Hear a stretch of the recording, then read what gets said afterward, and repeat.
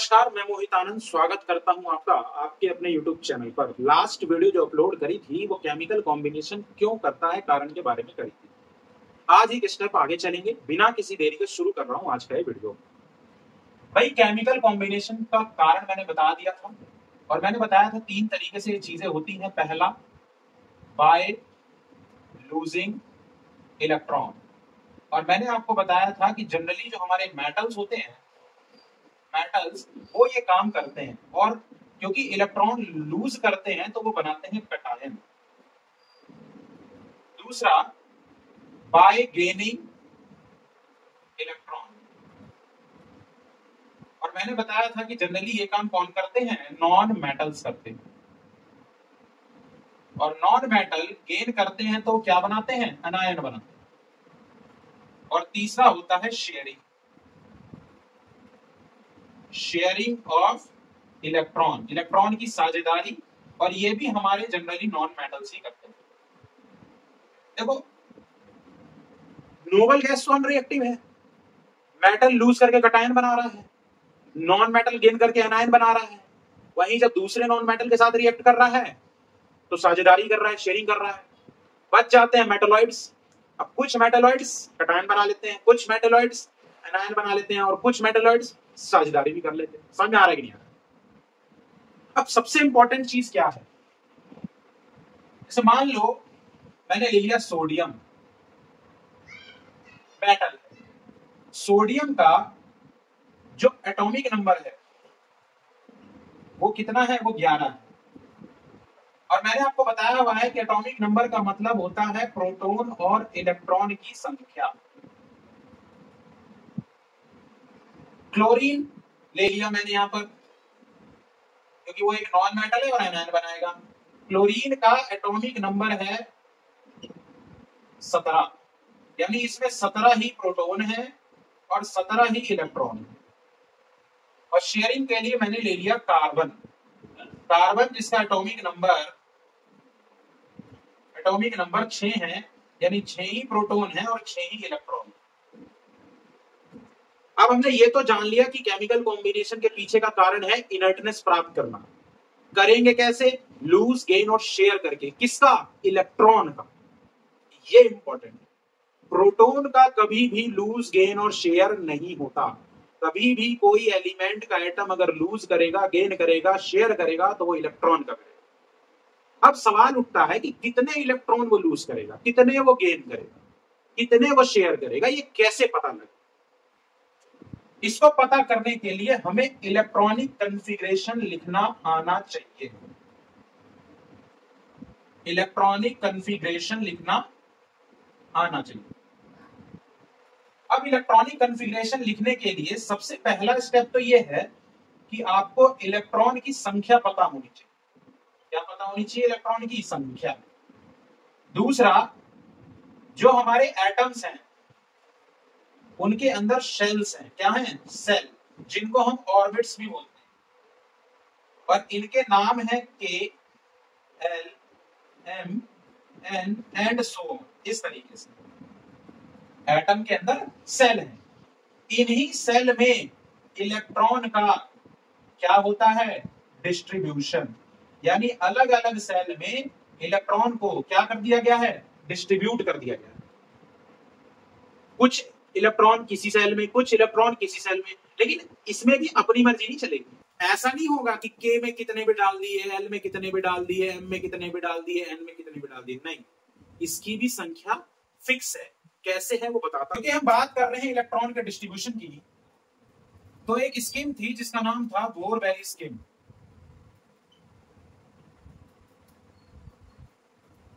Bore-berry scheme से हमें एक फॉर्मूला मिला 2n² का। और ये फॉर्मूला हमें बता रहा था number of electron in a cell. किसी सेल में कितने इलेक्ट्रॉन होने चाहिए, उस इलेक्ट्रॉन की संख्या निकालने का ये फॉर्मूला था। जहां जो n था वो रिप्रेजेंट करता था नंबर ऑफ सेल, यानी कौन से नंबर का सेल है। जैसे जो k है, k से शुरुआत होती है, k जो है वो फर्स्ट सेल है। क्या है, फर्स्ट सेल। तो n की वैल्यू इसके लिए हम कितना मानेंगे, 1। अब जैसे ही मैंने इसमें पुट करा 2 इंटू 1 का स्क्वायर, तो ये हो गया 2। यानी के सेल में मैक्सिमम इलेक्ट्रॉन कितने आ सकते हैं? 2। एल जो है वो सेकंड सेल है। कौन सा सेल है? Second cell. तो एन की वैल्यू इसके लिए कितनी हो गई? 2। तो अगर मैं इसको सॉल्व करूं तो 2 इंटू 2 का स्क्वायर, ये हो गए 8 इलेक्ट्रॉन।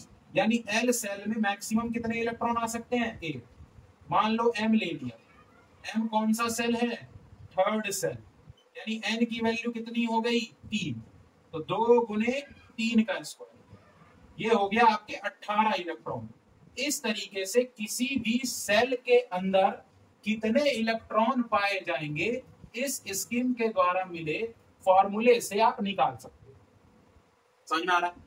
और फिर जो भी एटॉमिक नंबर होगा उससे इलेक्ट्रॉन की संख्या पता लग जाएगी, अलग अलग सेल में इलेक्ट्रॉन का डिस्ट्रीब्यूशन कर देना। कैसे करना है वो देखिए। जैसे सोडियम का एटॉमिक नंबर 11, उसके अंदर इलेक्ट्रॉन की संख्या कितनी है? 11। अब जब मैं इसका इलेक्ट्रॉनिक कॉन्फ़िगरेशन लिखूंगा तो मैं कैसे लिखूंगा? के सेल में 2 इलेक्ट्रॉन डाले, एल सेल में 8 इलेक्ट्रॉन डाले। क्यों डाले? क्योंकि उनकी कैपेसिटी वही है, 2 8। इसके पास कितने इलेक्ट्रॉन है? 11। तो 2 चले गए के में, 8 चले गए एल में, कितने इलेक्ट्रॉन बचे? 1। तो 1 इलेक्ट्रॉन आ गया किसमें? एम में। ये सोडियम का इलेक्ट्रॉनिक कॉन्फ़िगरेशन है जो लिखना आना चाहिए। सिमिलरली क्लोरीन, इसके पास इलेक्ट्रॉन की संख्या कितनी है? 17। तो के में कितना आ गया? 2। एल में कितना आ गया? 8। और एम में कितना बच गया? 7।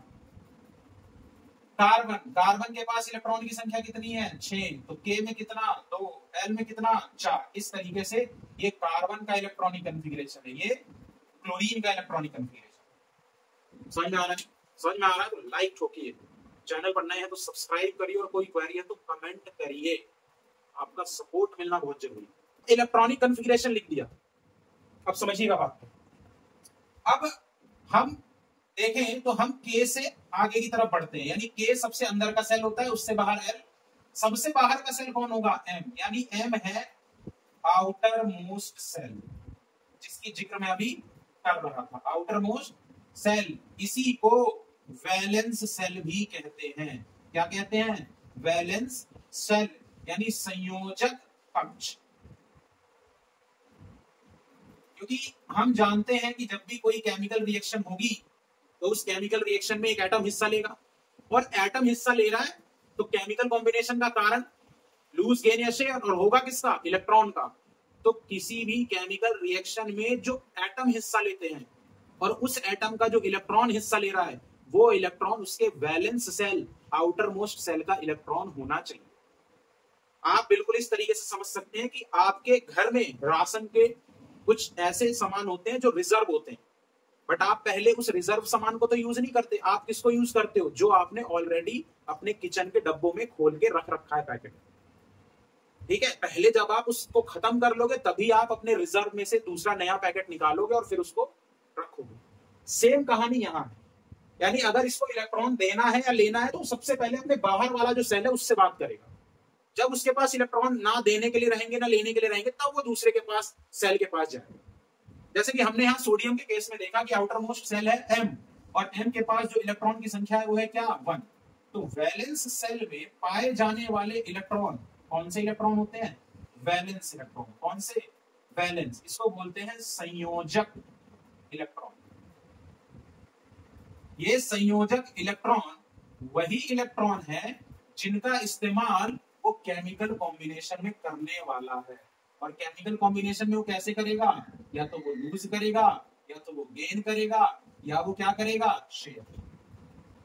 चीजों को लिंक करना सीखिए कि केमिकल कॉम्बिनेशन करना है तो लूज गेन या शेयर करना है। किसका? इलेक्ट्रॉन का। कौन से इलेक्ट्रॉन का? वैलेंस सेल या आउटर मोस्ट सेल के अंदर मौजूद इलेक्ट्रॉन का। और वैलेंस सेल में, आउटर मोस्ट सेल में प्रेजेंट इलेक्ट्रॉन को वैलेंस इलेक्ट्रॉन, संयोजक इलेक्ट्रॉन कहते हैं। समझ आ रहा है? समझ में आ रहा है तो समझदार तो आप ही। तो मान लीजिए सवाल आता है वैलेंसी। क्या आता है? वैलेंसी। वैलेंसी बोलते हैं संयोजकता को। क्या बोलते हैं? संयोजकता को वैलेंसी बोलते हैं।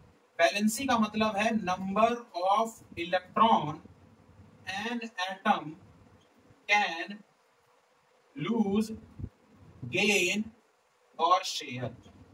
अब कितने इलेक्ट्रॉन कोई एटम लूज करेगा, गेन करेगा, शेयर करेगा, वो उस एटम की, उस एलिमेंट की क्या कहलाएगी? संयोजकता कहलाएगी। भाई कौन सा इलेक्ट्रॉन करेगा? Valence electron. ये कहां पाए जाएंगे? Valence shell. और अब हमें निकालनी है वैलेंसी। तो अगर वैलेंसी निकालनी है किसकी? मेटल की, तो जो मेटल की वैलेंसी होती है वो नंबर ऑफ वैलेंस इलेक्ट्रॉन के बराबर होती है। किसके बराबर होती है? संयोजक इलेक्ट्रॉन की संख्या के बराबर। जैसे फॉर एग्जांपल सोडियम का वैलेंस इलेक्ट्रॉन की संख्या कितनी है? 1। तो सोडियम की वैलेंसी कितनी है? 1। और क्योंकि सोडियम क्या है? मेटल, तो ये क्या करेगा? लूज। और लूज करेगा तो क्या बनाएगा? कटायन। अब वो कितने इलेक्ट्रॉन लूज करेगा? 1 इलेक्ट्रॉन। तो जब वो कटायन बनाएगा तो उस पर चार्ज आएगा Na+ का। समझ में आ रहा है कि नहीं आ रहा? अब एक बात बताओ, जब उसने 1 इलेक्ट्रॉन लूज कर दिया तो उसके पास अब कितने इलेक्ट्रॉन रह गए? 10। क्योंकि पहले कितने इलेक्ट्रॉन थे? 11। और 10 इलेक्ट्रॉन जैसे ही रह गए तो क्या वो नियॉन की इलेक्ट्रॉनिक कॉन्फ़िगरेशन अचीव कर गया? क्या वो बात सिद्ध हो गई कि केमिकल कॉम्बिनेशन करने के लिए क्या कारण है? इनर्टनेस प्राप्त करना। समझ में आ रहा है? समझ में आ रहा है तो बोलना।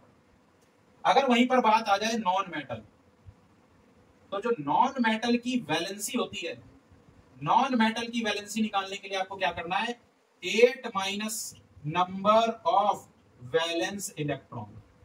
8 में से संयोजक इलेक्ट्रॉन की संख्या घटा दो, जो नंबर निकल के आएगा वो क्या होगा? नॉन मेटल की वैलेंसी। जैसे क्लोरीन एक नॉन मेटल है, इसके वैलेंस इलेक्ट्रॉन की संख्या कितनी है? 7। तो 8 में से 7 घटा दो, कितना आया? 1। यानी 1 जो है वो क्लोरीन की क्या है? वैलेंसी। अब क्योंकि वो नॉन मेटल है तो वो इलेक्ट्रॉन क्या करेगा? गेन। और इलेक्ट्रॉन गेन करेगा तो क्या बनाएगा भाई? अनायन बनाएगा। क्या बनाएगा? अनायन। तो वो बनाएगा Cl-। क्यों? क्योंकि 1 इलेक्ट्रॉन वो गेन कर रहा है तो 1 ही इलेक्ट्रॉन एनायन बनाएगा तो माइनस का चार्ज आएगा। और जैसे ही उसने 1 इलेक्ट्रॉन गेन किया, अब बताइए उसके पास कितने इलेक्ट्रॉन हो गए? 18। कितने हो गए? 18। पहले कितने थे? 17। और 18 इलेक्ट्रॉन आते ही वो आर्गन की इलेक्ट्रॉनिक कॉन्फ़िगरेशन अचीव कर गया, इनर्टनेस प्राप्त कर गया। इसीलिए उसने गेन किया। नियॉन की इलेक्ट्रॉनिक कॉन्फ़िगरेशन अचीव करनी थी, इसीलिए सोडियम ने 1 इलेक्ट्रॉन लूज किया। कोई भी एलिमेंट अपना जो नियरेस्ट होता है नोबल गैस, उसी की इलेक्ट्रॉनिक कॉन्फ़िगरेशन के हिसाब से चलता है। तो ये है पूरा का पूरा कॉन्सेप्ट, पूरा का पूरा सिनेरियो। बेसिक है, बिल्कुल एकदम क्लियर कट बताया है, कोई गुंजाइश नहीं होनी चाहिए डाउट की कि केमिकल कॉम्बिनेशन का कारण क्या है, आउटर मोस्ट शेल क्या है, वैलेंस इलेक्ट्रॉन क्या है, वैलेंसी क्या है। उम्मीद करता हूं कि आज की ये वीडियो आपको पसंद आई होगी। अगर चैनल पर नए हैं तो सब्सक्राइब करना ना भूलें, वीडियो को लाइक करें, कमेंट करें। मिलते हैं नेक्स्ट वीडियो में, तब तक के लिए धन्यवाद।